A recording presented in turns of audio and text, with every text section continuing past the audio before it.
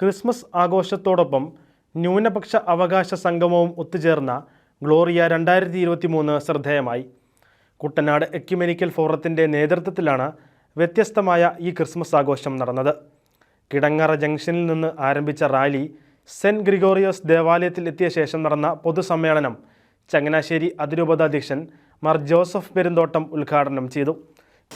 തൻ്റെ ഏകപുത്രനെ നൽകുവാൻ തക്കവിധം ദൈവം ലോകത്തെ എത്രമാത്രം സ്നേഹിച്ചു. സ്നേഹത്തിൻ്റെ സന്ദേശവുമായിട്ടാണ് ഈശോ കടന്നു വന്നത്. ദൈവം സ്നേഹം തന്നെയാണെന്ന് പറയുവാനാണ് അവിടുന്ന് തൻ്റെ ജീവിതം മുഴുവൻ ശ്രമിച്ചത്. തൻ്റെ സ്വന്തം ജീവിതത്തിലൂടെ, ജീവിത സമർപ്പണത്തിലൂടെ ദൈവം സ്നേഹമാണെന്ന് ഈശോ വെളിപ്പെടുത്തി.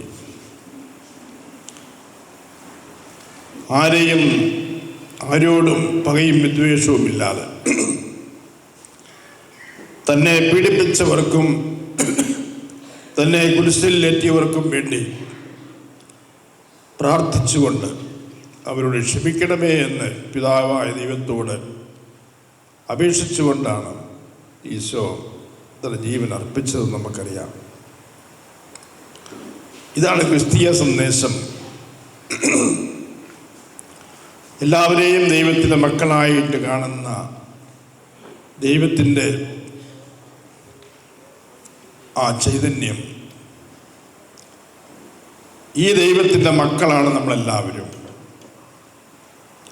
ഈ മക്കൾക്ക് പിതാവായ ദൈവത്തിൻ്റെ തങ്ങൾ ആരുടെ ഛായയിലും സാദൃശ്യത്തിലും സൃഷ്ടിക്കപ്പെട്ടിരിക്കുന്നുവോ ആ ദൈവപിതാവിൻ്റെ ചൈതന്യം ഉണ്ടാകണം.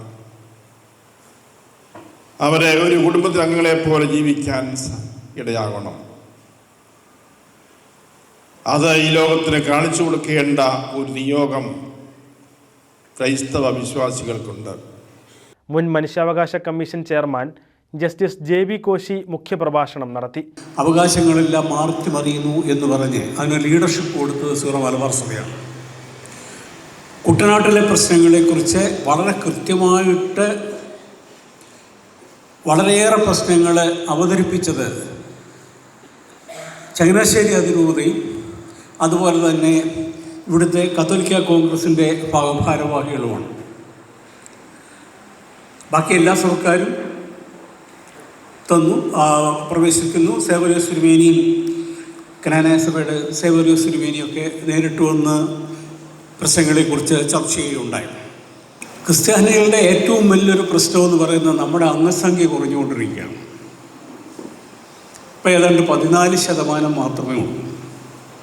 ഇപ്പോൾ എല്ലാ ഇലക്ഷനും അവകാശങ്ങളുമൊക്കെ തരുന്നു നോക്കി ഇലക്ഷനും വോട്ട് നോക്കിയാണെന്നുള്ളത് പ്രാക്ടിക്കലായിട്ടുള്ളൊരു സംഗതിയാണ്. കാരണം ഡെമോക്രസിയാണ്. ചെറുപ്പക്കാർ പലരും നാട് വിട്ടു പോവുകയാണ്.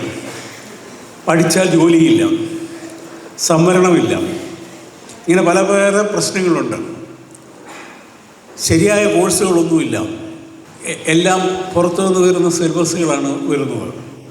തൊഴിലധിഷ്ഠിത കോഴ്സുകൾ എയ്ഡഡ് കോളേജുകളിൽ വളരെ തുച്ഛമാണ്. സ്വാശ്രയ കോളേജിൽ പഠിക്കുവാനായിട്ട് സാമ്പത്തികമായിട്ട് ബുദ്ധിമുട്ടുകളുണ്ട്.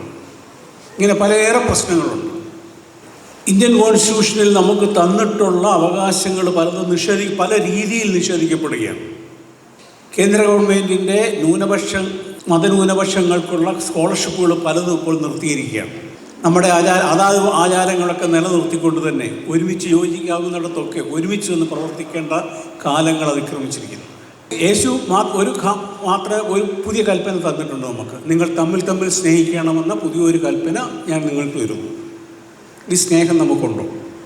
ആവശ്യക്കാരനെ സഹായിക്കുന്നതാണ് സ്നേഹം. ആ സ്നേഹം ഇന്ന് നമുക്കുണ്ടോ?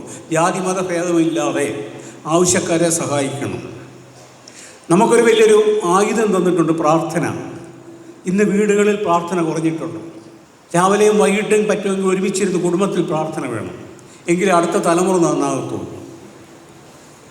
ഇന്ന് ഡ്രഗ്സിൻ്റെ പുറകെയും അതുപോലെ തന്നെ പല യൂട്യൂബിൽ ആകർഷകരായിട്ട് സെക്സിൻ്റെ പുറകെയൊക്കെ പോകുന്ന ധാരാളം കുട്ടികളുണ്ട്. അടുത്ത തലമുറ നന്നാകണമെങ്കിൽ മാതാപിതാക്കന്മാർ മുട്ടിപ്പായി പ്രാർത്ഥിക്കണം. അവരെയും കൂടിയിരുത്തി പ്രാർത്ഥിക്കണം. കുട്ടികളെയൊക്കെ എൻട്രൻസ് കോഴ്സിന് പഠിപ്പിക്കാൻ പോകുന്ന സമയത്ത് അതിനു നിഷ്കർഷിക്കുന്ന പോലെ തന്നെ പള്ളിയിൽ ഞായറാഴ്ചയെങ്കിലും കുർബാന കാണാനായിട്ട് നിർബന്ധിക്കണം. ക്രൈസ്തവ സമുദായം സമൂഹത്തിന് നൽകി വരുന്ന നിസ്തുല സംഭാവനകളെ വിസ്മരിക്കുന്ന സമീപകാല ചരിത്രത്തിനുള്ള പ്രതിഷേധമായിട്ടാണ് ന്യൂനപക്ഷ അവകാശ സംഗമവും ഇതോടനുബന്ധിച്ച് നടത്തുന്നതെന്ന് സംഘാടകർ പറഞ്ഞു. വിവിധ സഭാധ്യക്ഷന്മാരും വൈദികരും സന്യസ്തരും സാമൂഹിക രംഗത്തെ പ്രമുഖരും പരിപാടിയിൽ പങ്കെടുത്തു.